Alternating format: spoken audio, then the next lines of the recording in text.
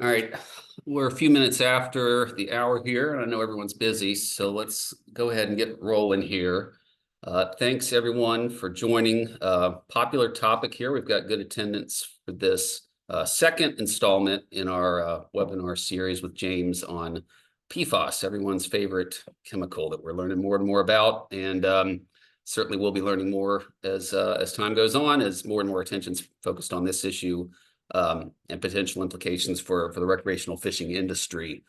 So I'm Mike Leonard. I'm Vice President of Government Affairs for the American Sport Fishing Association. Our keynote speaker here is James Pollack, and I'll turn to James here in a minute to run through his series of slides, mostly on this EPA reporting requirement that folks likely need to start paying close attention to, whether you feel like you're not going to be implicated or not. It's better to double check, and I imagine there will be a fair number of folks who will need to take some action. So important topic that certainly sooner rather than later will be important for a lot of our members in the industry to start paying close attention to. Although, James, I imagine we might get a few related PFAS questions, as there's just a lot going on in this world. We'll try and keep this to an hour. Again, knowing everyone, including James's time is valuable here. So in a minute, I'll turn it over to James to run through a series of slides. But first, everyone's cooperating so far, so thank you for that. Ask you to keep your microphones muted throughout this the presentation, just so we can make sure we can hear and get through everything. We will do Q&A at the end after James goes through his presentation. Couple ways we can do that. Your screen will hopefully look something like this, at least around the outside of it. You can either type a message into the chat box, which you can see highlighted in yellow down here at the bottom. You can do that at any point during the presentation. We'll get to them at the end.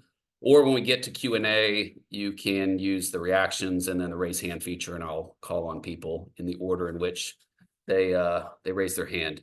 Only other thing I would mention quickly is ASA has a resource on our website called PFAS Guidelines. If you go to education and then PFAS guidelines, hopefully it'll show up, and we've tried to compile as much information on there as we think is relevant to our members, including things like this presentation, overview of the issue, guidelines and steps that we recommend members take, external resources, as well as up to date as we're able to keep it, list of regulatory requirements, especially on the consumer product side, that certain states have taken, and likely with each passing year, we'll see more and more states take on. So trying to do what we can to inform our members, recognizing that at some level this is going to get company specific and complicated enough that we as ASA staff aren't going to have the legal expertise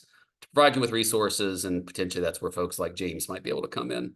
So with that, James, I will stop sharing my screen and make you the host and allow you to run through your slides. All right. It looks like you've given me the power. Let me see if I can share my screen here. All right. Is it looking like a slide deck? Shows that you have started. Yep, there it is. All right. Well, thank you so much, Mike, again for the invitation to speak with you all.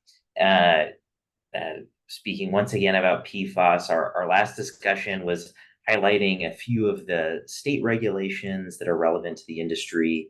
I'm excited to get to speak with you all about some of the other changes that have been afoot in PFAS land. I did want to also mention, along with that previous presentation, there were some slides that had maps of some of the regulations coming up, targeting folks in this industry. I have updated versions of those slides in this slide deck. And so if you wanted to see an updated view of some of the key deadlines that are coming up, along with the resources that Mike was describing on that website, I'll also be sending over this slide deck that has those updated maps. So today, rather than diving into some of the state regulations, which I'm happy to respond to questions in the Q&A about, because I know some of those deadlines are coming up quite soon. We're going to be learning about pretty big federal regulation, which the deadline is coming up in May of 2025. That's the last possible deadline to conduct this reporting. But this is a rulemaking that is pretty broad in its scope once you understand its implications, and potentially has broad effects across the industry, especially for folks who import products that potentially contain PFAS. So let's go ahead and dive in. The last we spoke, we talked a little bit about different products potentially implicated by PFAS regulations. Where is PFAS used within the industry? And I'm sure that our understanding of this has become more sophisticated with time. At the time, some of the easy applications to think about are certainly in the soft goods realm, things like textile applications of DWR. That was a relatively straightforward understanding of where PFAS is used, as well as membranes. There are PFAS polymer membranes that are utilized in the industry. But since then, I think there's been a growing recognition of the broader uses of PFAS across the industry. Things like real lubricant or lubricants used in other parts of your hard goods, as well as in the industrial equipment related to your production. In metal coatings, especially like powder coatings, there are uses of PFAS quite prevalent.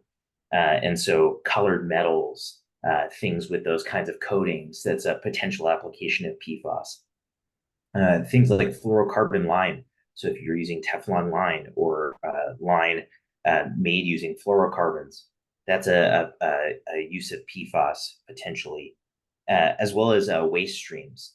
So depending on your manufacturing processes, your import processes, your packaging, a number of other potential applications of PFAS in your products. So I bring all of these up because each of these potential uses of PFAS are implicated in the Toxic Substances Control Act regulation that was adopted at the end of last year. This federal regulation, so not a state regulation, this is a federal regulation, was adopted by EPA at the behest of Congress. Congress essentially required EPA to undertake this rulemaking. And the intent of the rulemaking is to create a data set on the uses of PFAS in the economy, or more specifically, how PFAS has entered the economy. And I think that's really the important key here, is to think about ways that PFAS has entered the economy, whether through the manufacturing of PFAS itself or through the import of PFAS, even as part of a product. EPA intends to use this information to inform its own rulemakings going forward, so the potential regulation of products going forward, as well as to make things public for folks to make decisions about the products they want to purchase. The key here is that there's a reporting obligation if you have manufactured or imported PFAS for a commercial purpose at any point since January 1st, 2011. And I'm going to go into detail on each of those pieces there because they're all semi-technical.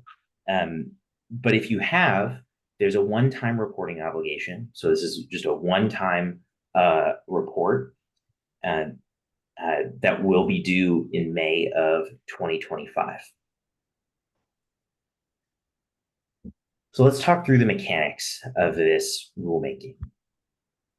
Who has to comply with it? So I said persons that have manufactured or imported PFAS for a commercial purpose.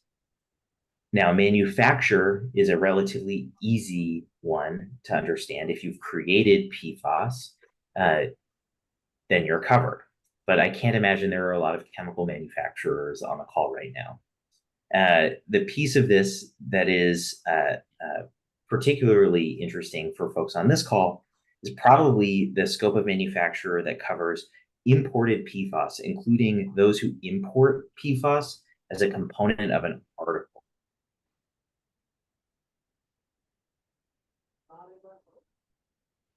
A little bit more about what an article is, but the way to think about an article is it's a thing. It's something that's been formed or manufactured into a particular design for an end use. And unless that thing is going to be chemically changed, it is probably covered by this rule.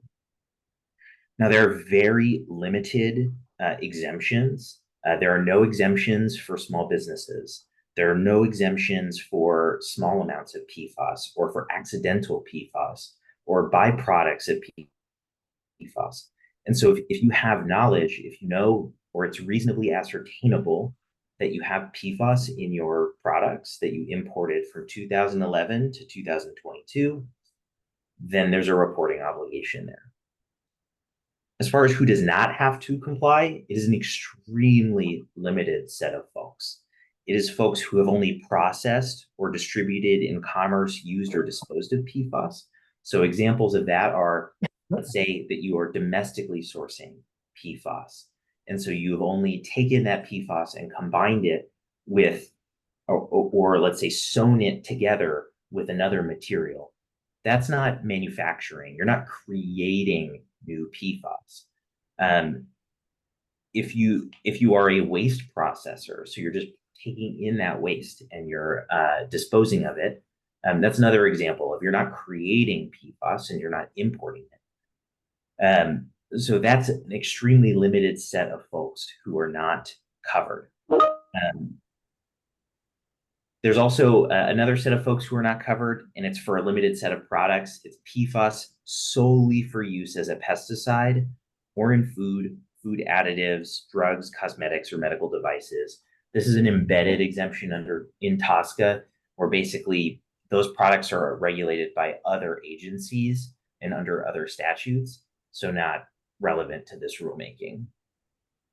And what counts as a PFAS? That's always a question with these kinds of regulations. And EPA has taken a different definition from a lot of the state definitions. States are starting to define PFAS broadly to include any chemical with a fully fluorinated carbon atom. EPA has adopted this kind of technical rule definition. It's anything with a particular structure that I'm not going to get into because I'm not a chemist, or things that are listed on a relatively comprehensive list of chemicals. And that list is online. Know that it covers a number of really common PFAS chemicals. So if you think that the thing is a PFAS, if you've been told it's a PFAS, it's probably covered by this definition, but it's worth checking. Now, you might be thinking, looking at this rule, I have no idea what PFAS is used in my products, or I don't know. How would I know what PFAS is used in my products? That is fine. There are a lot of folks who have that question after hearing about this rule. The answer is contained in what's known as a due diligence standard. EPA requires that you conduct due diligence, that you try to figure out what is in your products that you're importing into the United States, that you try to figure out if you manufacture PFAS. And you are obligated to report all information known to or reasonably ascertainable by the manufacturer. So that means if you have records, let's say you have a bill of materials from 2015 sitting in your hard drive that indicates that you use PTFE in your waders or in your jacket, that would be the kind of evidence that you would have on hand that would indicate that you used PFAS within that product that you imported. It includes all information in a person's control or possession, plus all information that a reasonable person similarly situated might be expected to possess, control, or know. And the way EPA has described this is that it's not only the records that you have internally, which you will have to take a look at using the resources that you have, it also covers things that you can work to understand about your products. So if you, based on information that we have today, EPA provides the example of there's an importer of jackets. And the thing that they know about these jackets is that they have a waterproof coating, a waterproof DWR. And with the knowledge that we have today, we can impute that it was probably PFAS back in 2013, 2015. EPA describes that that is probably PFAS and creates a reportable obligation. So it would be worth thinking about what characteristics do the products have that I'm importing? And does that impute knowledge about PFAS in those products? There is also some interesting additional information in the guidance that EPA has provided, along with searching your own records and seeing what kinds of assumptions you can make about the qualities of your products. Another piece of this puzzle is a supplier outreach. When filling in the gaps, let's say that you don't have information about what has been put into your products. EPA guidance all but says that it's required to reach out to your suppliers to see what is used in your products. And they may not be able to answer that question. They might not know themselves what was put in to a jacket in 2015, but that's part of the due diligence standard, is showing your work, working to conduct that outreach, conduct those internal searches, record keep that you did that work in order to then show how you came to conclusions that you don't have the information requested. As far as how-to guides, EPA has put out a number of guidance documents. And Mike, if you'd like, I'm happy to share them with you as well, so that you can post them onto your resources page. But EPA has published instructions for reporting. It's like a 200-page document. It's a little dense and covers a lot of information not relevant to you all, but that's a good place to start. They've also published a small entity compliance guide. And I think what's really useful about that guide is that it's relatively readable. I think it's under 50 pages. It's written for smaller companies to understand their reporting obligations. It's not perfect. It's not going to answer every question, but it's a solid place to start. And you can also take a look at the rule itself, as well as a spreadsheet that EPA has provided that shows you what data entry is actually going to look like, because ultimately you're going to be aggregating information based off of the types of chemicals you know or should know are in those products. You're not going to be doing SKU level reporting. This is going to be by product categories that are provided in the rule. Now, you might be wondering, what exactly do I need to report? It sounds like I might have a reporting obligation. So what kind of information is EPA asking for? A lot of it depends on which form you're going to be submitting. If you're a manufacturer, meaning that you manufactured PFAS or you imported liquids that contained PFAS, for example, the manufacturer form is a pretty detailed set of requests. It requests information like where you actually produce the PFAS, chemical specific information, like the chemical identity, how you used it, what exactly were you using it for in your processes, quantities manufactured, descriptions of byproduct, environmental and health effects of those PFAS if you conducted that kind of internal research, worker exposure data, manner or method of disposal. So it's a really detailed form.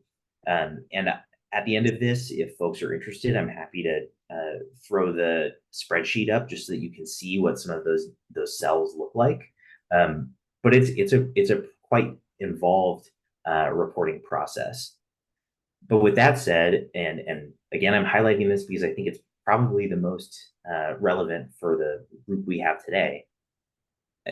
Article importers have the opportunity to use a different form. So there's the manufacturer form, and then there's the article importer form. The article importer form is specifically available to folks who import articles. Import means that you're the importer of record.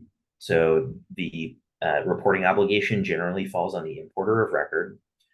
Articles are manufactured items which are formed to a specific design that influences the end use function of that item.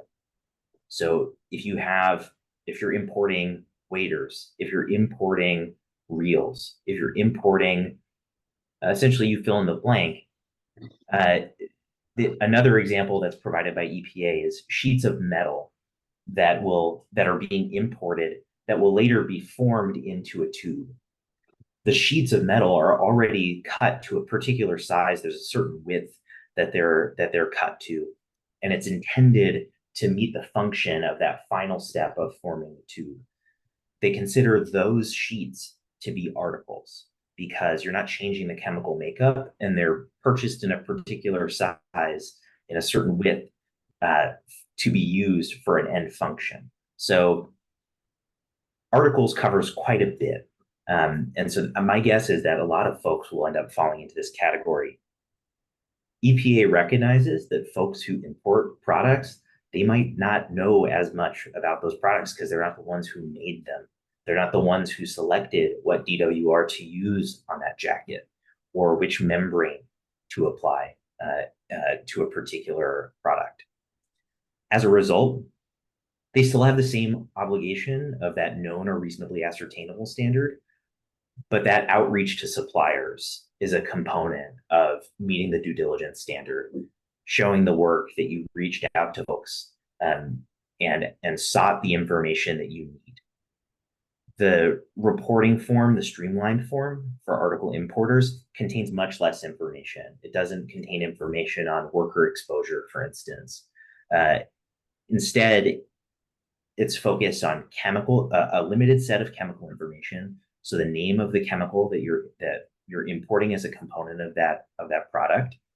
It allows you to report based off of import numbers, so the quantity or the unit count of the products that you're importing, or the weight of the products that you're importing. For some products, it doesn't make sense to count by unit. Instead, you import stuff by the pound. And so it's providing you that allowance to decide which is easiest for the data that you have. It also asks you for information about the amount of PFAS concentration in your product. So that's going to be in percentages, and it provides bands. So it's like 0 to 5%, 5 to 15, or something like that. So we're taking a look at it, but that allows you to provide sort of an estimate of how much PFAS is in that product, as opposed to a hard quantity, because as EPA says, they recognize that folks might not have that kind of information.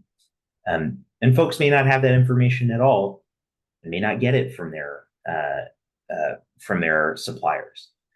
But that's part of the due diligence process, is showing that you undertook that effort to meet that reporting obligation. What is EPA going to do with this information? I mentioned a little bit of it at the top, but EPA plans to make portions of this information public. Part of that is a goal to provide regulators with information about PFAS inputs into products.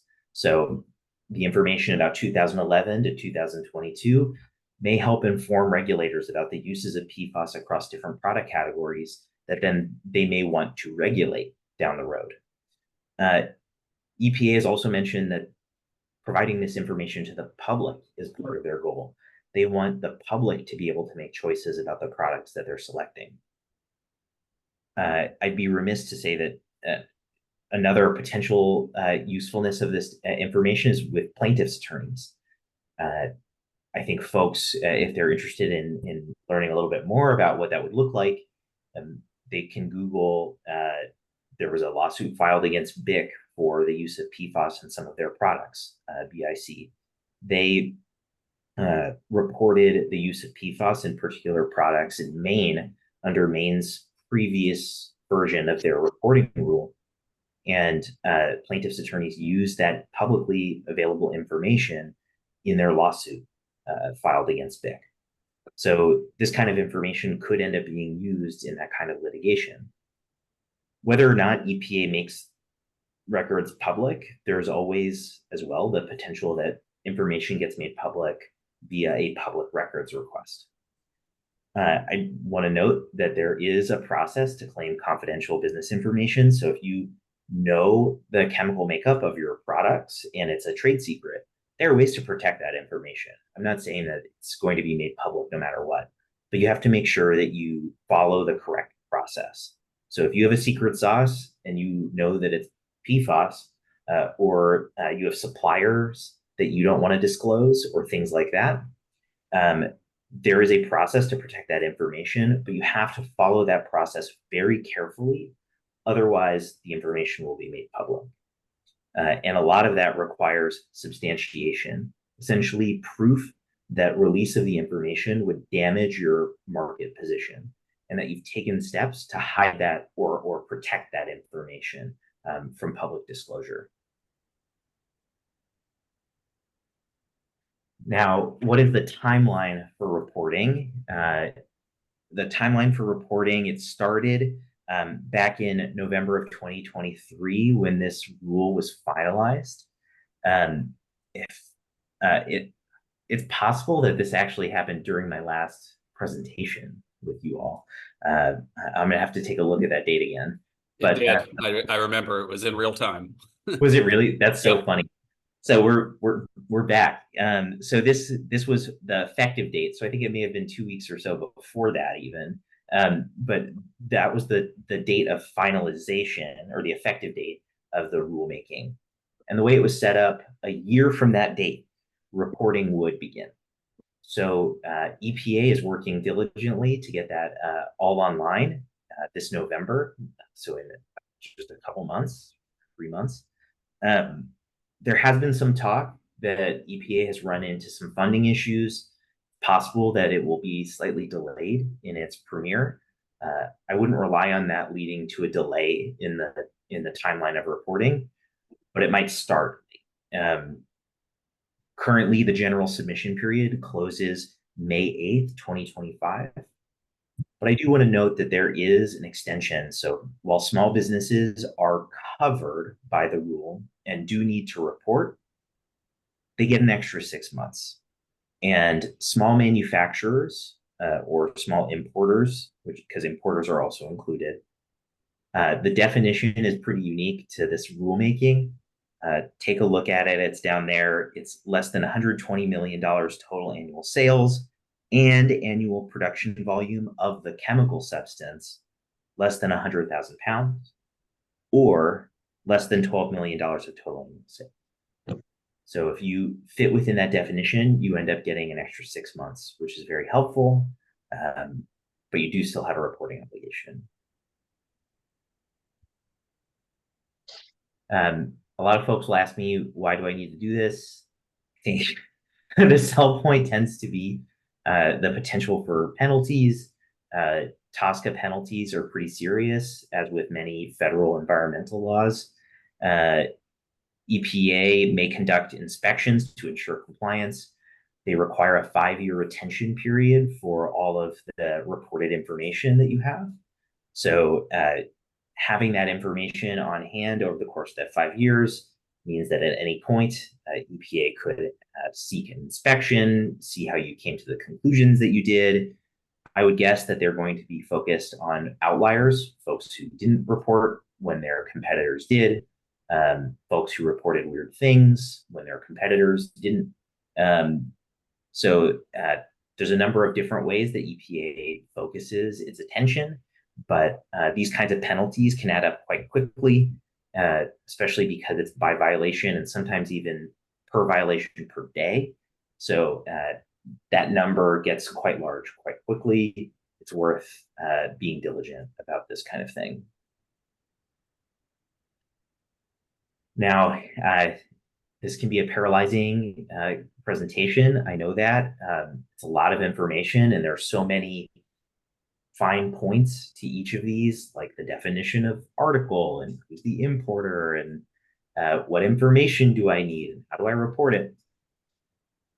I like to provide some concrete next steps.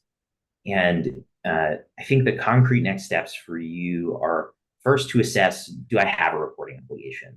So if I'm just a retailer, or if I'm a guide, or if I'm someone who doesn't import products or manufacture products, you almost certainly don't have a reporting obligation. So you can sleep easy knowing that you don't have to think about Tosca again. If you are an importer, if you are a manufacturer, you have to start taking a look at your operations and see whether you are potentially implicated by this rule.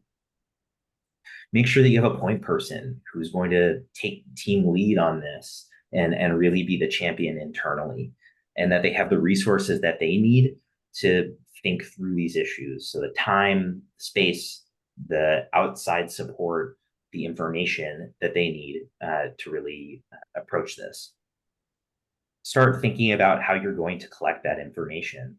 So conducting that internal search for information to categorize what you have, but also that external outreach.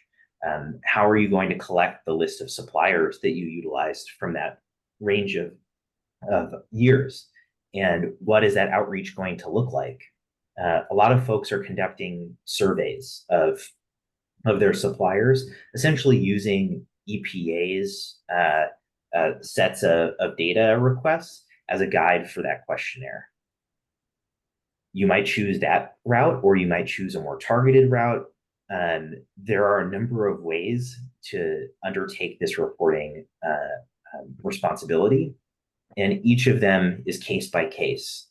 EPA isn't expecting every small business to get their own legal counsel to undertake this reporting obligation. And they specifically say that this is a case by case reporting rule. They're going to assess your obligation based off of how much resource you have, what information you have, what your position is in the market, things like that.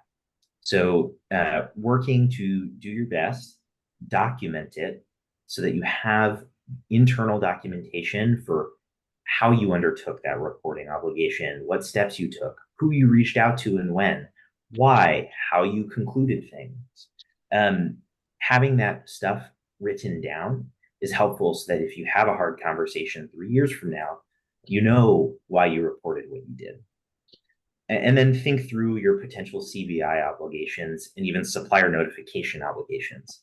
So if you have an agreement in place with a supplier for a membrane, or you have an NDA in place with the supplier of your DWR, you might need to tell them that you have this reporting obligation. And it may be that they have the information that you need. So you can kind of combine those steps of outreach and notification and request for information all into one. With that, I'm happy to open it up to Q&A. I did want to, Mike, if you don't mind, since this went faster than I thought it would you mind if I just showed some of those slides that I mentioned at the beginning? Yeah, no, please do. That'd be great. And folks should throw questions into the chat or into the Q&A while I'm doing this. I've got my contact information, and that'll all be in the slides that we share. There have been some updates since our last discussion at the state level, and I just wanted to highlight a few of them that are potentially of interest. This slide, of course, is missing a number of different product categories, which I mentioned at the bottom, but a few new things to note. I don't think when we last spoke that Minnesota had been finalized, but Minnesota's now on this. If I had given this presentation a month ago, New Hampshire wouldn't be on this list. New Hampshire is a new set of regulations. Doesn't cover a lot of things, but juvenile products is one of those. And then aftermarket textile treatments, that's another one, which I haven't included for the other states, but I just wanted to highlight it since it's brand new. Maine had some pretty radical changes to their regulations. It went from a reporting rule covering all products to essentially categorical bans of certain products. So worth taking a look at that. And then we are barreling quickly toward the January 1st, 2025 deadlines in California and New York. And those, I know a lot of folks across you know, all these different outdoor adjacent industries are are looking at those deadlines, and it's a big one for the industry. There's also some regulations targeting all products. Although Maine got rid of their reporting requirement covering all products, they still have a ban in place for the use of PFAS across all products starting in 2032. Minnesota has a reporting requirement still covering all products starting in 2026, and a ban for all products in 2032 as well. And I will say in California, there's been some action in the last couple of years around PFAS, potential changes going into effect. Um, Nothing concrete as of yet, but there was active debate around a similar ban covering all products and the use of PFAS in all products with a 2032 deadline as well. So I would anticipate this kind of trend across the states. I think as the patchwork gets more complicated, more folks are going to start adopting these across the board bans. And then the question becomes, is it worth applying for a currently unavoidable use designation, or a CUU? Uh, States like Maine and Minnesota have adopted these regulations that allow you to essentially apply for a permit to use PFAS in a product category if it's necessary for health and safety.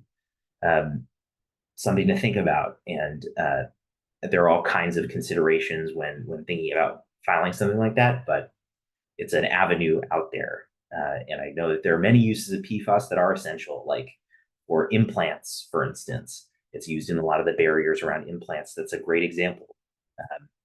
Maybe there are less examples as compelling in this industry, but something to think about as an avenue going forward. So with that, I'm happy to talk through questions folks might have. Yeah, thanks, James.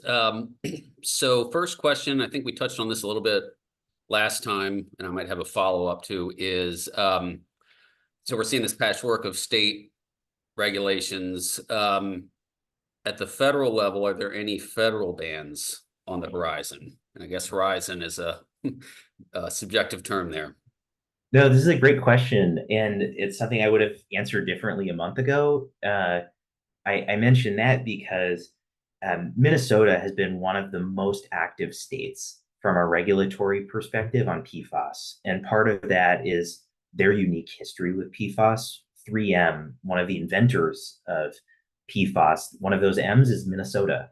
And so Minnesota has a really unique history with PFAS. Their governor, I'm not sure if you've heard, is now the potential vice president. And so there's a lot of discussion in the environmental law community around if the Harris-Walz administration begins in January, there could be sort of a supercharging momentum to PFAS regulation at the federal level, which up to this point has been pretty slow. Other than the TSCA rulemaking that I talked about today, which isn't a ban, it's just a reporting requirement, there have been discussions about federal procurement. So if any of you have military contracts, it's something to think about is every year the National Defense Authorization Act has like a proposed amendment to prohibit the purchase of PFAS going forward. That amendment hasn't ever passed, but it's something to pay attention to every year as those authorizations go through. The Consumer Product Safety Commission has also sought comment on whether CPSC, this federal agency for consumer products, should get involved with PFAS in the use of PFAS in consumer products. That hasn't led to anything up to this point. It's just been a request for comment on whether they should act, but there are potential avenues here for action, and that could be concerning for folks. If you don't mind me speculating on one last avenue of potential concern, and this is something that I get, it's a question I get from a lot of these kinds of webinars. What do we do with old stuff? And like, how do we dispose of it, or what should we be doing? What's a responsible way to deal with this inventory that we might have on hand? And EPA has been really big in response to those kinds of questions. Disposal is a huge challenge with these chemicals because PFAS are so uniquely um, challenging to destroy. They're forever chemicals. The bonds are really strong. They last a long time. It's part of their design. Uh, the most recent guidance that's been provided by EPA was in the form of a report where they studied 3 different methods of disposal of PFAS in non-products. So in other things like firefighting foam. And it was incineration, landfill, and deep well injection. So essentially like injecting the chemicals into the groundwater, but like very deep. Um, the current state of all 3 of those is that they're all pretty bad. And so I wouldn't recommend sending stuff to an incinerator. I wouldn't suggest sending stuff to a conventional landfill.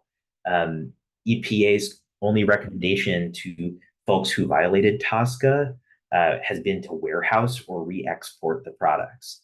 But if you're thinking about a mass disposal event, think about reaching out to EPA first because you don't want to just do something willy-nilly. Mm. Yeah, send it back to China, I guess, in some cases. Does another question from Stephen, does the reporting requirement apply to articles that are no longer sold? Good question. Great question. It does. And so if you had a set of products that you don't sell anymore, like you discontinued that rain jacket or something, you still have a reporting obligation. The nuances of this reporting obligation are pretty complex, and there are a lot of guidance documents provided that cover fact patterns like you bought a brand during that time horizon. You've taken on that reporting obligation for the most part, just to answer that fact pattern. If your supplier has gone out of business, you still have a reporting obligation. Yeah, but obviously you can't send them a survey. And so you would conduct research on what information you have from that entity and you record that you tried. And there are all kinds of different permutations here, but really the key question is, did you import a product during that time period that has PFAS? And if the answer is yes, then you have a reporting obligation. Thanks, James. And again, questions, type them in the box or raise your hand. I wanted to follow back up on the question of federal bans and I guess speculate, James. You mentioned earlier that EPA took this action in terms of the reporting requirement largely due to, forget the terms you used, but essentially pressure from Congress. I guess could you delve into that a little bit more? Like, I can't imagine this was the endpoint that Congress had in mind. So, like, what's the thought process on how this fits into like a sequencing of future actions to come, whether it's through congressional action, regulatory action, or otherwise? Yeah, no, it's a great question. So the way this came about was pretty random. It was through that same National Defense Authorization Act that I mentioned earlier. That's kind of one of those classic Christmas tree pieces of legislation where people just hang things onto it and see what happens. So this was a one-time reporting rule that just made it through. And I will say EPA has approached this with some level of I'm not going to say that they're frustrated, but they're like, we know that it's not everyone's going to know anything. We know that a lot of the information is going to be challenging to interpret. Um, One of the endpoints of your search may be that you just don't know what's in the product, and you will report an NKRA, not known or reasonably ascertainable. And so you did the due diligence and you just can't figure it out. That may be your response to a large portion of this request. I've heard other attorneys speculate that 80% of the responses that EPA is going to get are not known or reasonably ascertainable. They're going to get really useful information from certain individuals.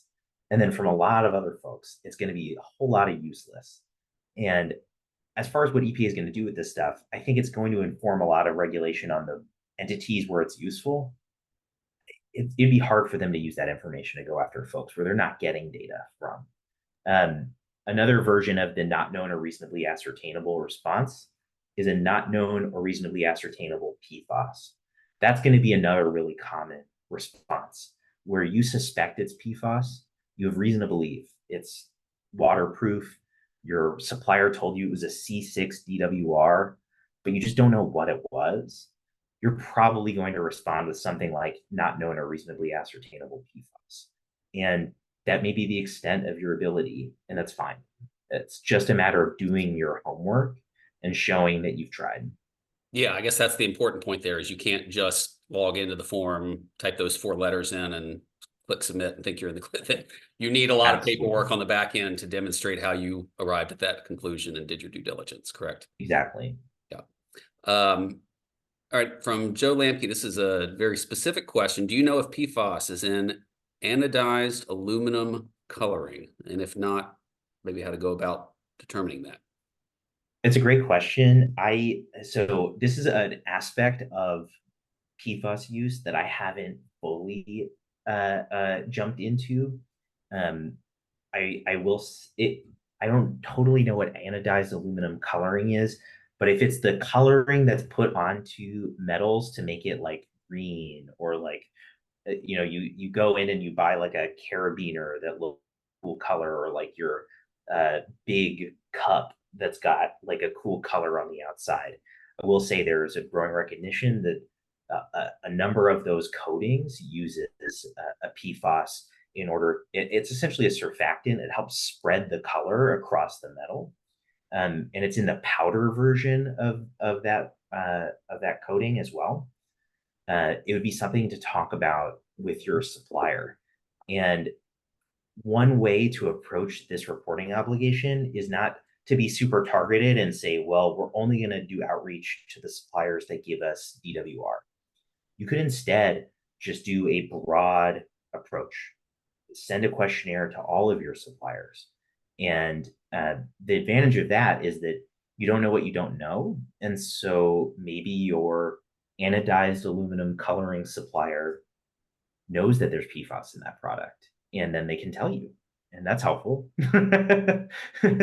And so this is a useful starting place for a conversation with your supply chain, and will help you get ahead of potential regulations down the road. Great. Another one I was wondering, sort of as companies are getting prepared, this is from John DePersonaire. As we start collecting data from our suppliers on presence of PFAS, is there a sample federal reporting form that we can preview to make sure we're getting the right information and in the right format? So Yeah, simply, is the form available now, even though you can't submit it yet, to know what information to gather?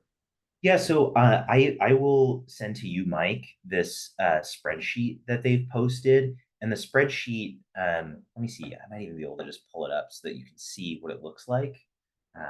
I always find this is a useful thing to do during these presentations.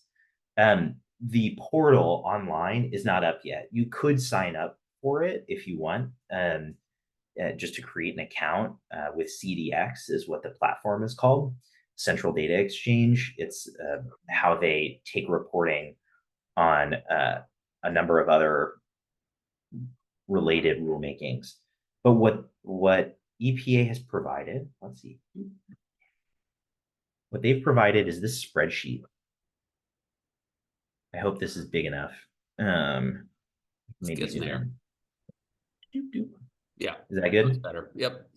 So this spreadsheet, you'll notice on the bottom, it has 3 tabs, and each of these tabs are the different reporter forms that I was describing. So there's the manufacturer form, which is the standard form.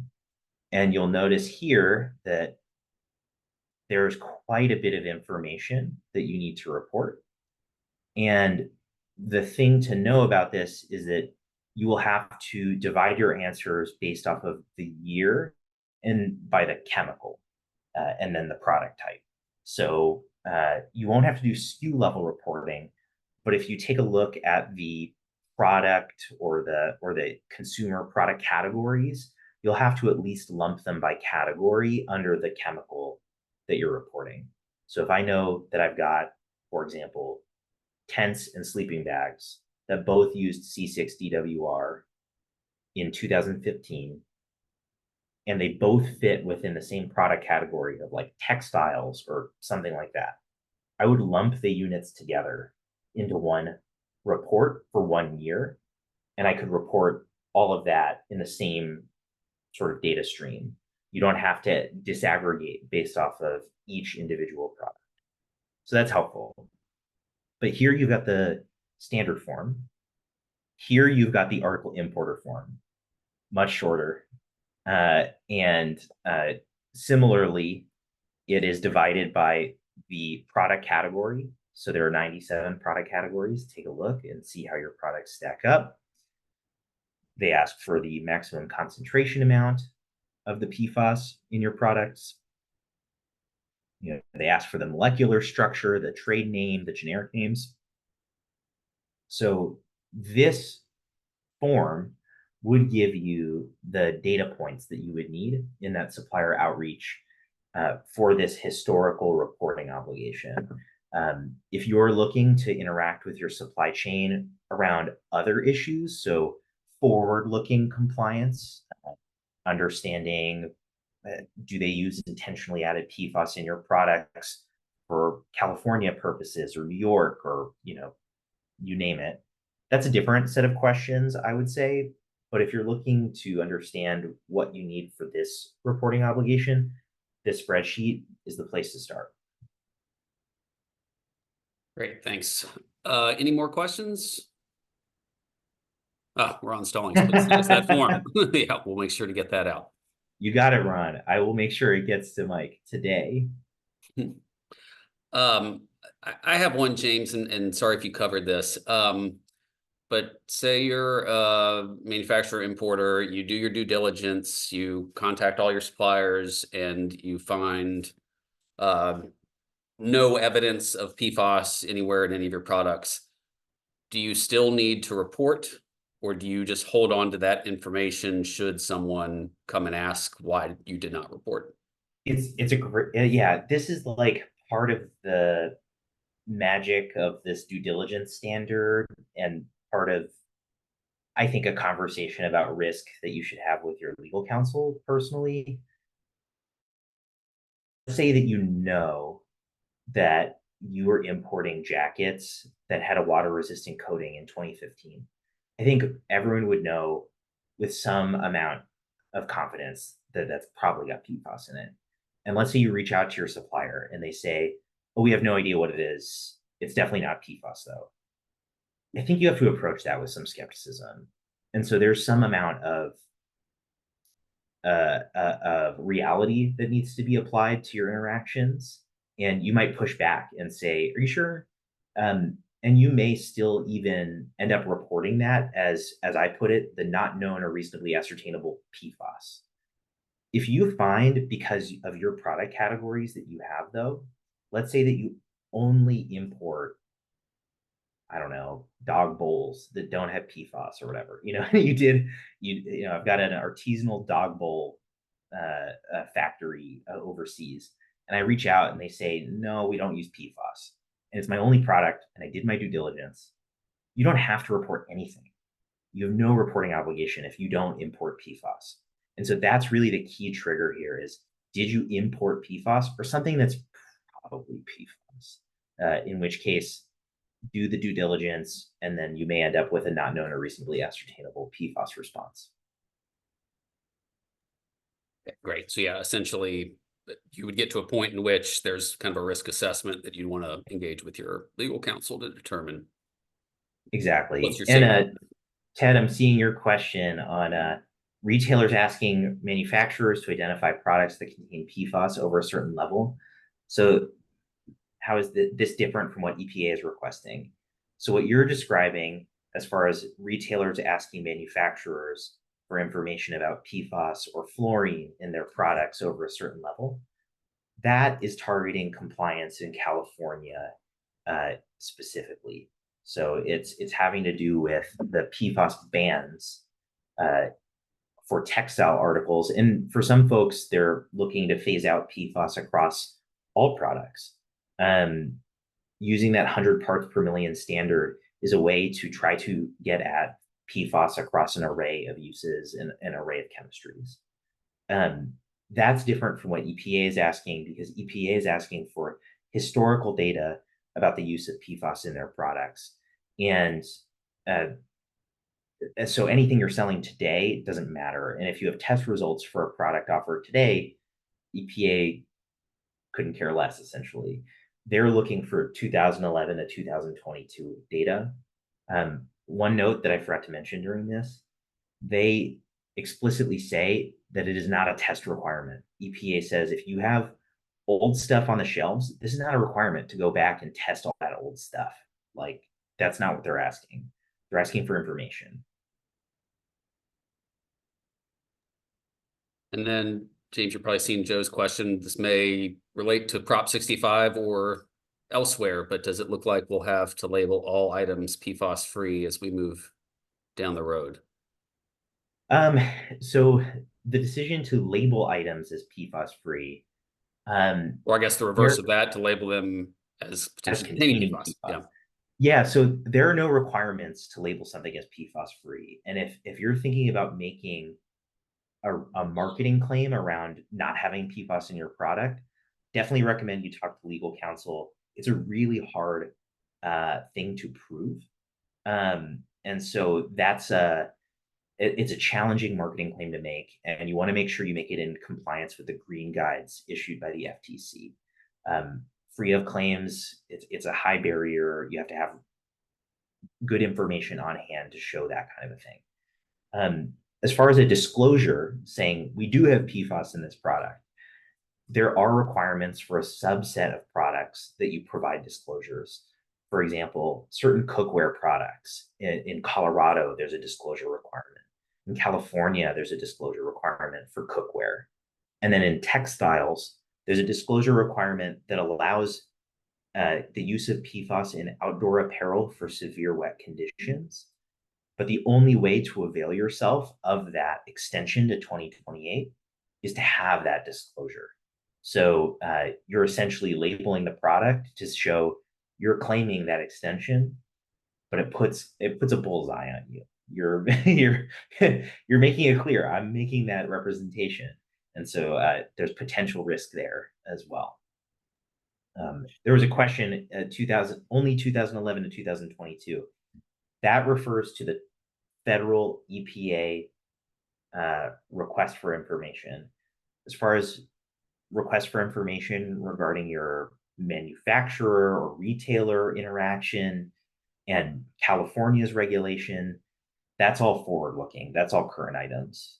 And so that's a weird difference between the two. That's worth paying attention to.